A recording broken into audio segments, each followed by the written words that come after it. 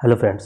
तो आज की इस वीडियो में हम लोग बात करेंगे मैं नए टॉपिक के बारे में। तो जो आज का हमारा टॉपिक है वो है अभिवचनों का संशोधन। तो सबसे पहले बात करते हैं कि ये कहाँ पे दिया गया है। तो ये हमारे CPC 1908 ऑर्डर 6 रूल 17 में दिया गया है। ठीक है, तो इसमें बात करने से पहले हम लोग बात करते हैं कि अभिवचन क्या होता है।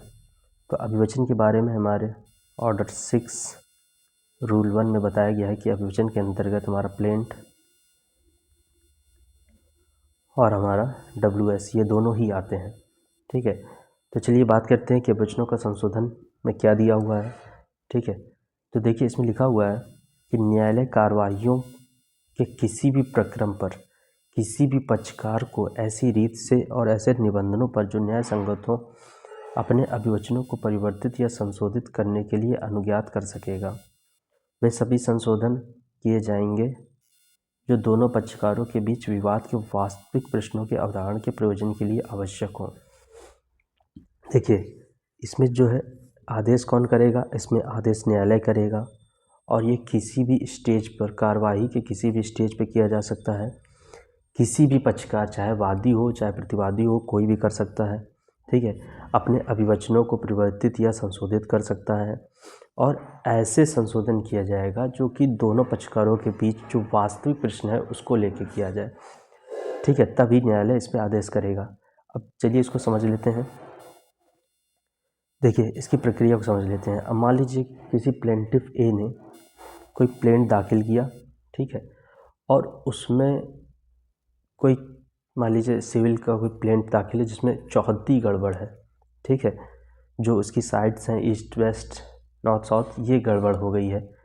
ठीक है, उससे तो अब वो उसको सही करना चाहता है।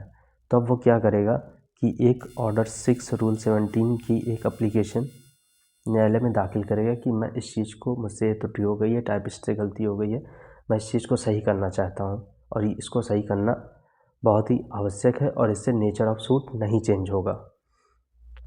ठीक है, और जैसे ही वो एप्लीकेशन दाखिल करेगा उसकी एक कॉपी अपोजिट पार्टी को जाएगी और अपोजिट पार्टी उस पर ऑब्जेक्शन करती है।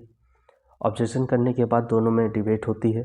ठीक है, उसकी सुनवाई सुनने के बाद अगर न्यायालय को लगता है कि इसमें संशोधन करना अति आवश्यक है, न्याय संगत है और इससे नेचर ऑफ सूट नहीं चेंज होगा तो वो इसकी परमिशन दे सकता है और वादी जो है उसमें जो भी टाइम पीरियड दिया हो 7 दिन के अंदर 14 दिन के अंदर उसके अंदर उसमें संशोधन कर सकता है।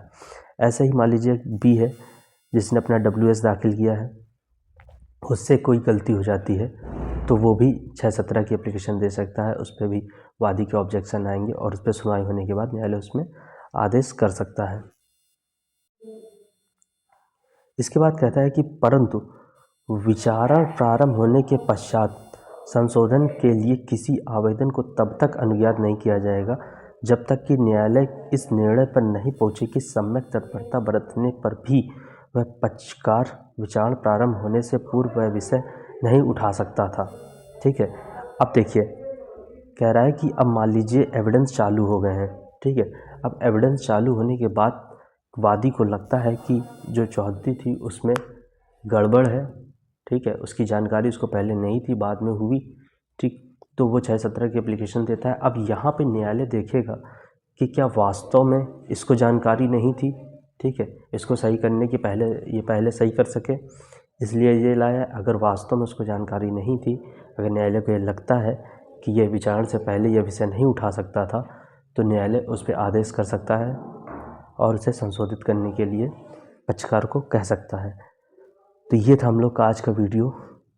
ये ऑर्डर 6 रूल 17 के बारे में आज हम लोग ने पढ़ा कि अगर मान लीजिए आपके अभिवचन में कोई त्रुटि हो जाती है तो उसको कैसे संशोधित करेंगे। तो इस ऑर्डर के तहत, इस एप्लीकेशन के तहत हम उसको न्यायालय द्वारा आदेशित करके संशोधित कर सकते हैं। ठीक है, तो उम्मीद करते हैं कि आप लोगों को ये वीडियो पसंद आया होगा। तो अगर आप लोगों को वीडियो पसंद आए तो आप लोग इस वीडियो को लाइक कीजिए, हम इसको शेयर कीजिए अपने दोस्तों को और हमारे चैनल को सब्सक्राइब कीजिए। धन्यवाद।